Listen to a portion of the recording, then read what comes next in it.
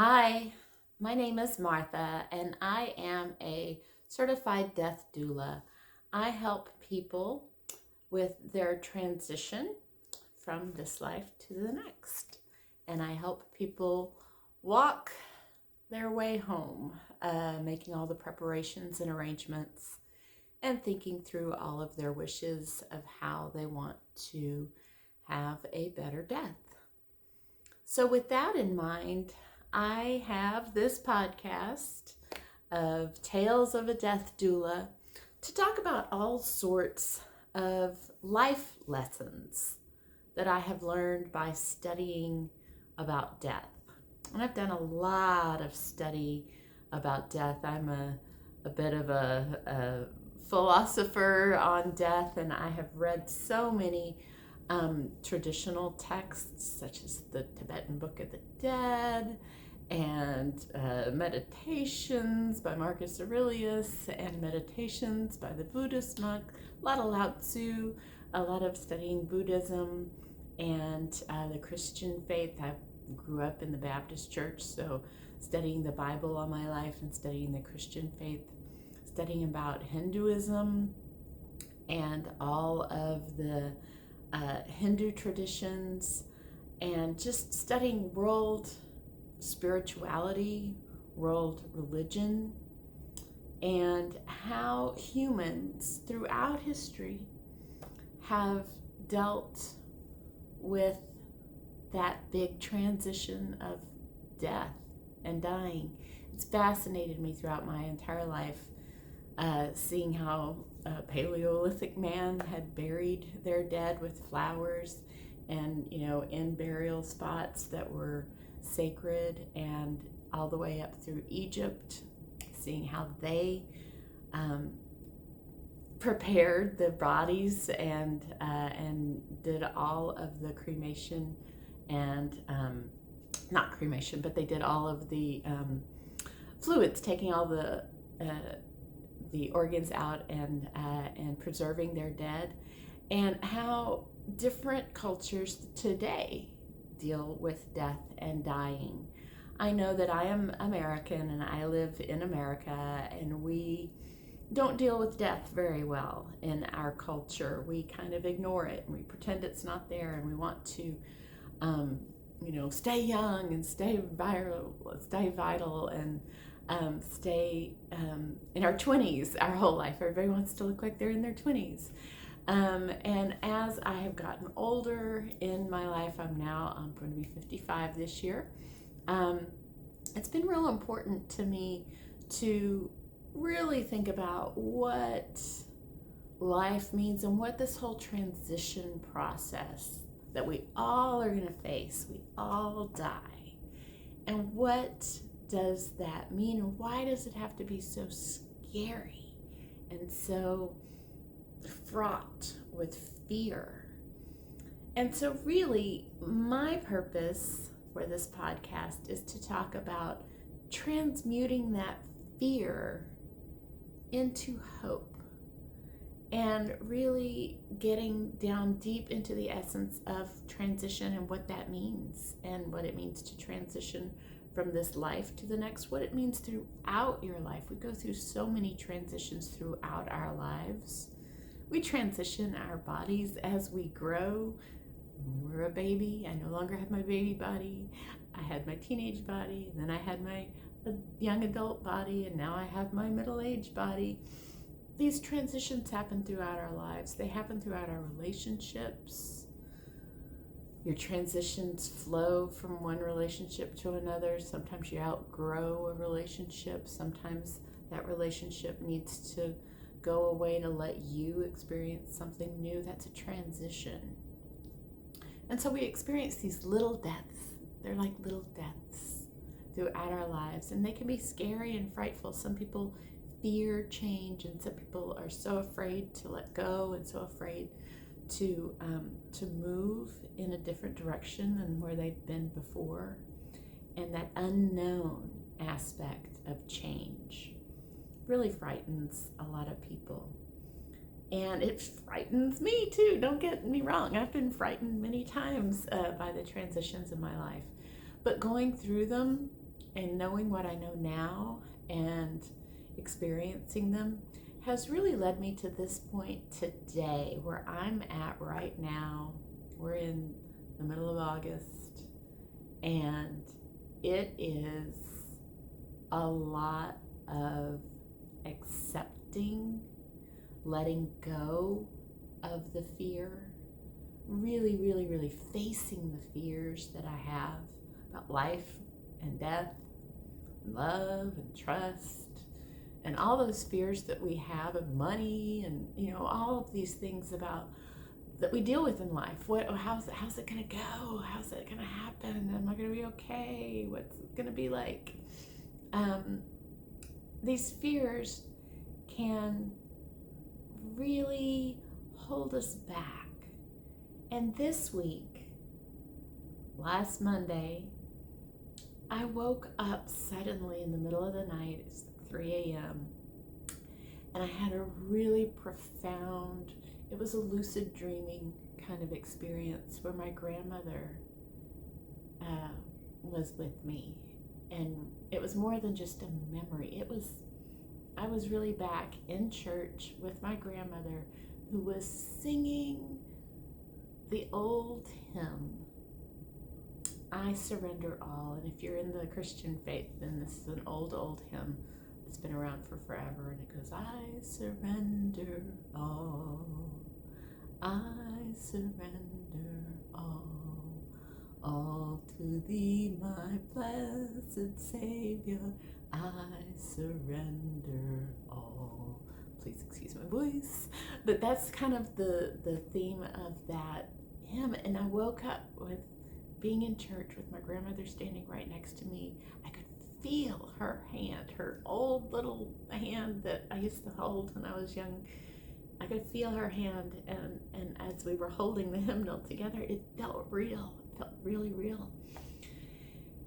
And she was there to remind me that I have to let go, I have to surrender. And I woke up in such a state of bliss. Bliss is the word that I would use. It was just, I finally let go of my controlling nature. I've been wanting to control what's happening and going through my own spiritual journey of learning and growing and changing and accepting and really integrating what I'm feeling and what I'm going through. And I surrendered to the universe, to God, the universe, this great spirit, whatever you call the one, the creator of all things. I call it God or the universe. I call it all those things. So whatever you feel like calling that, I surrendered. I let go. I woke up that morning on Monday this week just feeling free. I don't have to worry. I'm not scared. There's a lot of heavy, dense energy right now going on our planet. We've got several different wars that are horrific and troubling. What's going on in the Middle East is frightening. What's going on in America is a lot of anxiety. We've got our political election coming up, and there's a lot of division and a lot of separation and a lot of anxiety. And there's just a lot to worry about. A lot of people are getting laid off right now. The summertime, lots of businesses are laying people off. And it's just a lot of uncertainty, a lot of anxiety, a lot of stress and tension. You could just feel it. It's just crackling in the air right now. And I woke up this morning, and this whole week, this is Thursday, and this whole week has just been, I have felt like I am floating on air. I have felt so free. My heart feels so open to all possibilities. I'm not even worried. I'm not worried about if I'm going to get laid off. I'm not worried about who gets elected. I have my preferences, but I'm just trusting. I am totally and completely trusting the universe to do its thing. And I'm just going to be here holding this vibe of complete surrender. And all throughout this week, everything I keep reading a little post, or I saw a billboard as I was driving yesterday, or I heard a song on the radio, or I saw an ad on TV. I'm getting so many little nudges throughout the day of trust and surrender. Those are two words that are just, the theme is just so solid this week for me. Trust and surrender.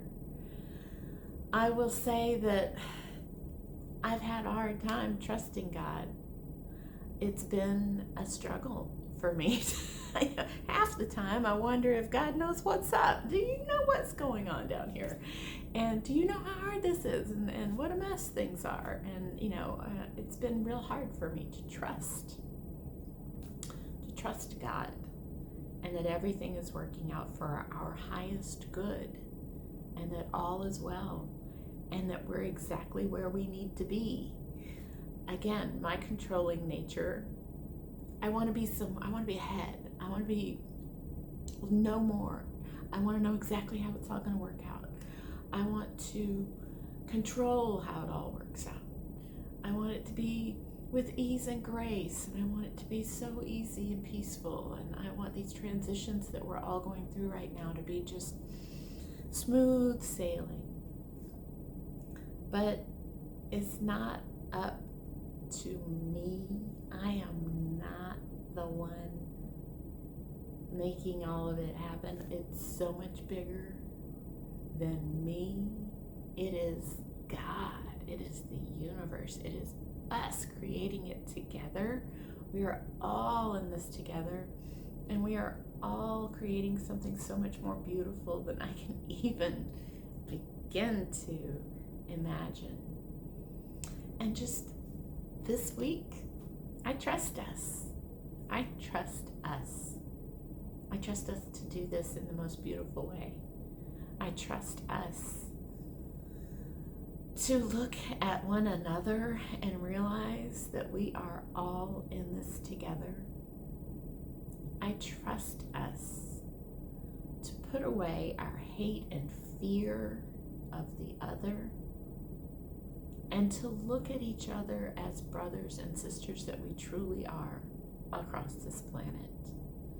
I trust us to go outside and sit on the ground and be part of this earth, this planet that we live on. I trust us to do the right things. I trust us to be our better selves. I trust us to finally open our hearts to unconditional love, loving all of it with loving eyes, to heal one another. We're here to do that.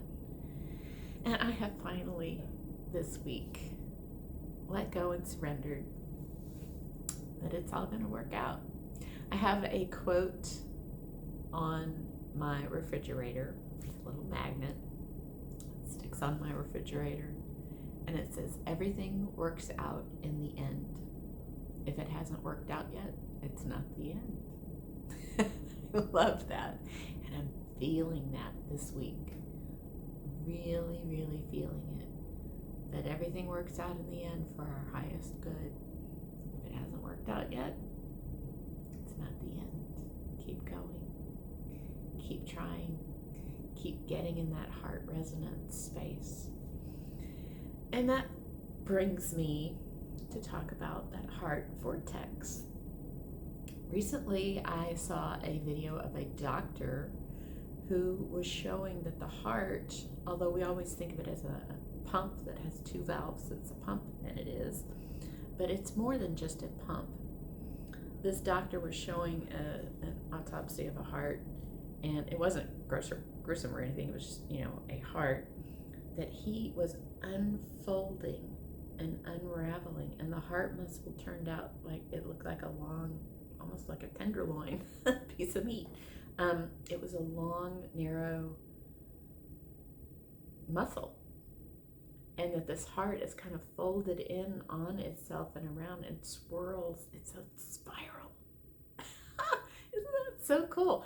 When I saw that, I was like, that made me so happy. And that heart spiraling into the center of the core of your being is the vortex. There's a lot of people that have talked about the vortex out there. And when you get into that center of your heart space, it's so peaceful. It's true freedom, true freedom. And I've been hanging out there all week in this heart vortex.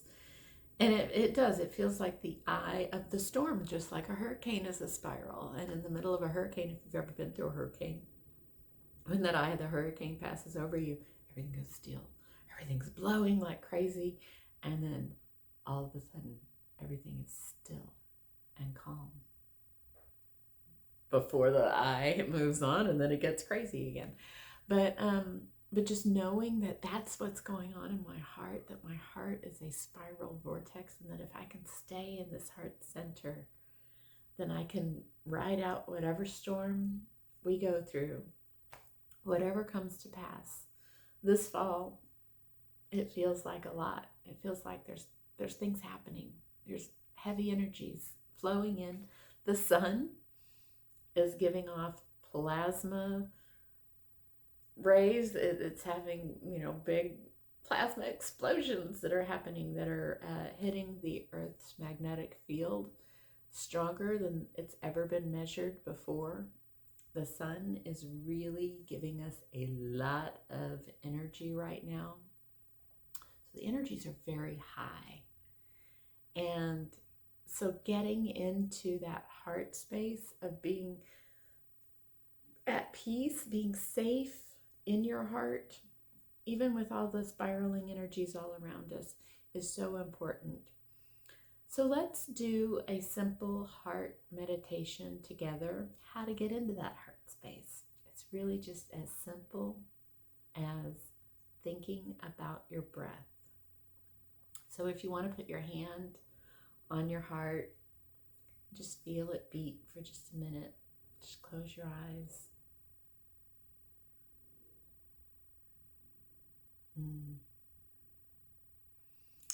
Yeah, I always find it so comforting to feel my heartbeat. It's just immediate calming just to feel it. Doing its thing all day, every day. And it's so lovely. But if you concentrate on your heart and take a deep breath in and hold,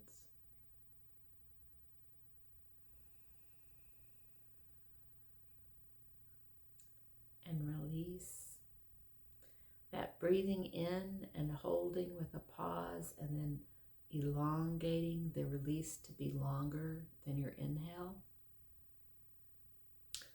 it sends an instant message to your brain that you're safe. And that's from our ancient primal brain out back in the amygdala of your brain, when we used to have to run from danger, if there were animals chasing us, trying to eat us or whatever. You're gonna have that fight or flight response. But when you have time to breathe and you can exhale in a long, calm manner, that sends an instant signal to your brain that you are safe. And that's that safety. It's simple, simple, simple. One breath, you can get into that heart space of just recognizing your heart is beating always, constantly. It's always there. It's always beating. That vortex is always spiraling you into that space. And being aware of it, taking that breath in, holding, pausing, and then exhaling long and slow.